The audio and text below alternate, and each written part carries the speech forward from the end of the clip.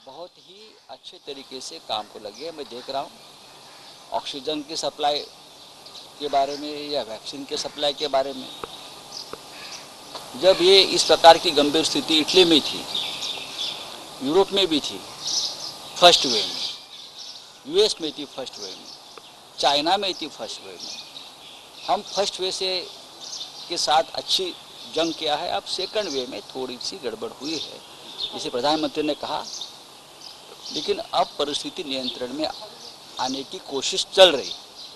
तो मुझे लगता है हम सभी ने अब सकारात्मक ढंग से सोचना चाहिए और जो भी प्रयास, चाहे सरकार हो, केंद्र की हो, राज्य की हो या डिस्ट्रिक्ट लेवल की हो या एनजीओ हो, उनके साथ हम सकारात्मक ढंग से सोचना चाहिए कि हमारे लोग काम कर रहे हैं। बहुत ही बड़ा बोझ हमारे सिस्टम के ऊपर है। आज अंतर्राष्ट्रीय स्तर पर, इंटरनेशनल लेवल पे हमारी देश की बहुत बदनामी हो रही है, ये मैं मानता हूँ, लेकिन ये सब हमको दूर करना पड़ेगा, एक कलंक दूर करना पड़ेगा और फिर एक बार हिंदुस्तान को अपने पुराने अंदाज में उठकर। सर, राजेश टोपे इन्होंने कहा है कि अगर एक तारीख तक वैक्सीन आ गई तो ही वैक्सीनेशन हो सकता है। कुछ ने कहा है राजेश टोपे। देखिए, राजेश टोपे की बात भी सही है। मैं आज पढ़ रहा था, सीरम का उत्पादन लगभग बंद हुआ है, प्रोडक्शन। तो दूसरे भी प्रयास जारी है। महाराष्ट्र, मुंबई का आंकड़ा कम हो रहा है। आप देखो कि मुंबई में लॉकडाउन के बाद जो आंकड़ा बढ़ रहा था संख्या, वो कम हो रही है।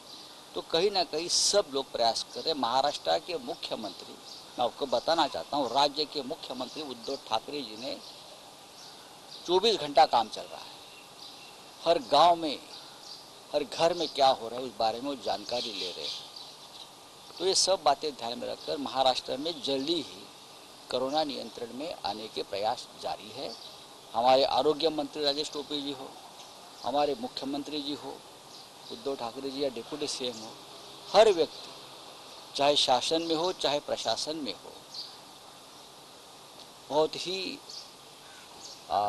ताकत से काम कर रहे हैं। सर, मराठीमध्ये सांगा, ज्या प्रकारे रुग्ण संख्या वाढते, 3.5 लाखाच्या घरात देशामधली ही परिस्थिती गंभीर आहे। याचं कारण असं आहे की काही राज्यांनी सुरुवातीपासून टेस्टिंग केलं नाही, ते अचानक त्या ज्या लाटा उसळत आहेत या मोठ्या राज्यातल्या, मग उत्तर प्रदेश असेल, बिहार असेल, आता पश्चिम बंगालमधून आकडे यायला सुरुवात झालेली आहे।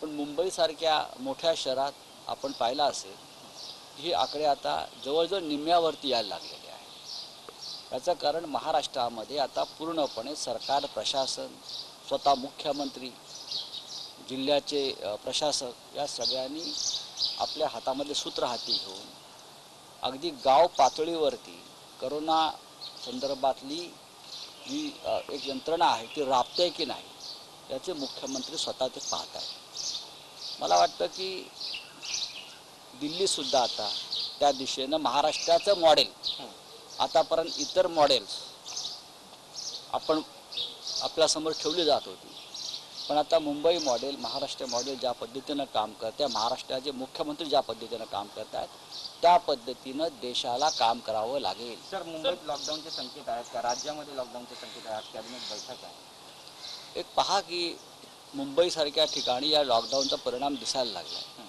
रुग्णसंख्या निम्म्यावरती येते। जर ही रुग्णसंख्या कमी होत असेल, संक्रमण कमी होत असेल, तर काही कठोर निर्बंध सरकारने घेतले तर आपण सरकारला पाठिंबा दिला पाहिजे। सर, प्रियंका गांधी इन्होंने कहा है कि योगी आदित्यनाथ यूपी में जो मृत्यु के आंकड़े हैं वो छुपा रहे हैं। देखिए, प्रियंका गांधी उत्तर प्रदेश की प्रभारी है। उत्तर प्रदेश एक बहुत बड़ा राज्य है और उनकी लोक संख्या भी भारी है, और जिस तरह से उत्तर प्रदेश, चाहे लखनऊ हो, चाहे कानपुर हो, चाहे गाजियाबाद, जिस तरह से वहाँ के जो पिक्चर सामने आ रहा है वो बहुत ही चिंताजनक है। लेकिन उसका ऊपर टिक्का टिप्पणी करने से हम सब मिलकर उत्तर प्रदेश जैसे राज्य को भी क्या मदद कर सकते हैं ये हमको देखना पड़ेगा। सर, इम्तियाज जलील यांनी टीका केलेली आहे। त्यांनी म्हटलं की रेमडेसिवीरचा जो काळा बाजार सुरू आहे, असं जर सुरू राहिलं तर राज्यातील सर्व रुग्णालय ते जाऊन फोडतील। बघा, काळा बाजार हा प्रत्येक गोष्टीचा कुठे ना कुठे होत असतो। मुंबईचे पोलीस, राज्याचे पोलीस जिथे जिथे त्यांना अशी खबर मिळते आहे तेव्हा ते धाडी टाकतायत आणि कारवाई करतात. हे सुद्धा सन्माननीय खासदारांना माहीत असायला पाहिजे.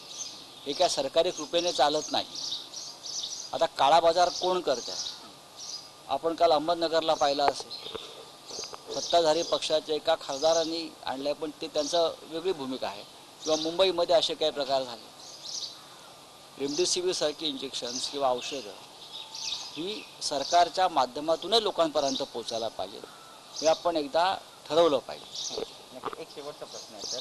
वारंवार विरोधक आरोप करतायत की मुख्यमंत्री उद्धव ठाकरे घराबाहेर पडत नाही. आजही ठाण्याच्या रुग्णालयात कोविड रुग्णालयाला आग लागली, 4 जण दगावल्याची माहिती आहे. तर मला ही दुर्दैवी घटना आहे. अशा प्रकारच्या आगी लागणं आणि मृत होणं रुग्ण ही दुर्दैवी घटना आहे. पण महाराष्ट्राचे मुख्यमंत्री यांनी राज्याची सूत्र करोना संदर्भातली आपल्या हातात ठेवून सतत त्यांच्या बैठका, सूचना देणं, ऑक्सिजनविषयी, इंजेक्शन्सविषयी, लशीविषयी, आरोग्य यंत्रणेविषयी ते एका जागेवर बसून काम करण्याचीच संकटकाळी, युद्धकाळी पद्धत असते. सेनापती, कोणत्या युद्धात सेनापती, पंतप्रधान, राष्ट्रपती हे रणभूमीवर जाऊन बसत नाहीत. ते त्यांच्या वॉर रूममध्ये बसून संपूर्ण यंत्रणा राबवत असतात आणि राज्याला आणि देशाला यशाकडे किंवा विजयाकडे नेत असतात. आज आपण महाराष्ट्राची रुग्णसंख्या कमी होताना जे पाहतोय, मुंबईत जे पाहतोय, याचं श्रेय हे मुख्यमंत्री त्यांची यंत्रणा ज्या पद्धतीने हाताळतायत, राबवतायत, अभ्यास करतायत, त्याला द्यावं लागेल. विरोधकांनी काही काळ टीका करणं बंद केलं पाहिजे. त्यांच्या काही सूचना आज मी विरोधी पक्षनेत्यांचं एक पत्र वाचलं. त्यांनी मुख्यमंत्री साहेबांना लिहिलं आहे. त्यात त्यांनी उत्तम सूचना केल्या आहेत.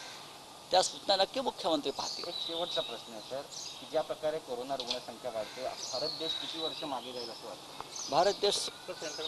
भारत देश आधीच 20 वर्ष मागे गेला, किमान 20 वर्ष मागे गेला. तो पुढे किती गेला होता गेल्या 5-10 वर्षात मला माहीत नाही.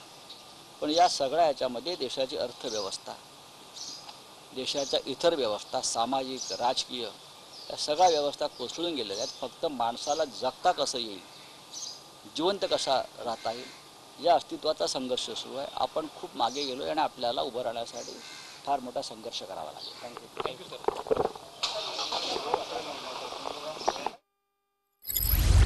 त्यात संजय राऊत वॉर रूममध्ये बसून युद्ध विजयाकडे नेतो.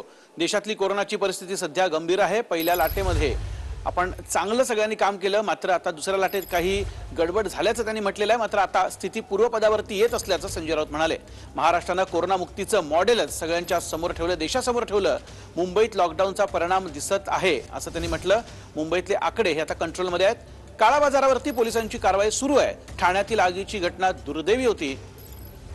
युद्धात सेनापती वॉर रूममध्ये बसतो असं म्हणतात संजय राऊत. त्यामुळे उद्धव ठाकरे हे या सगळ्या परिस्थितीवरती बारकाईनं लक्ष ठेवून आहेत. विरोधकांनी सध्या टीका जरा बंद करावी असं देखील त्यांनी सांगितलंय.